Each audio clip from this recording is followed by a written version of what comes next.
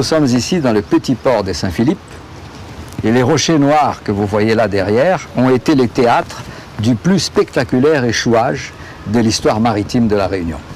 Dans la nuit du 14 janvier 1897, un bateau anglais, un bateau très grand, 110 mètres de long, 15 mètres de large, qui transportait des troupes militaires, on ne sait pas pourquoi, il a perdu sa route et désorienté vers 2h30 du matin, sous une pluie battante à 20 km/h, 4000 tonnes de masse, est entré sur ces rochers et la proue du bateau est arrivée près des arbres du littoral. Ça a fait un bruit tellement grand parmi la tempête que les riverains qui habitaient à 1 kilomètre d'ici ont entendu, ils ont accouru, sont venus là.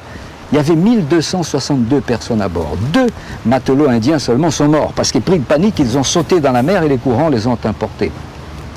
Imaginez 1260 personnes qui débarquent dans un village à 2h30 du matin. Bon, le débarquement a mis un certain temps, il s'est passé de façon fort correcte, mais très vite on s'est organisé pour recevoir ces Anglais-là. Il n'y avait que des militaires, mais il y avait une vingtaine de femmes, les épouses des officiers, certains bébés également.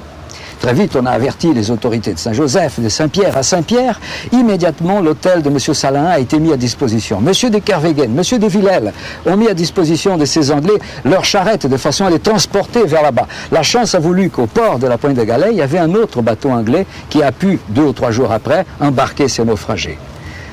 En tout cas, l'échouage du Warren Hastings a marqué l'histoire de Saint-Philippe.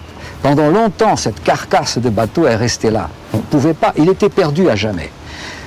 On l'a désarmé et tout ce qui était à l'intérieur a été vendu aux enchères à la demande de la reine Elisabeth à Saint-Pierre, donc par un commissaire-priseur qui était M. Jules Hermann.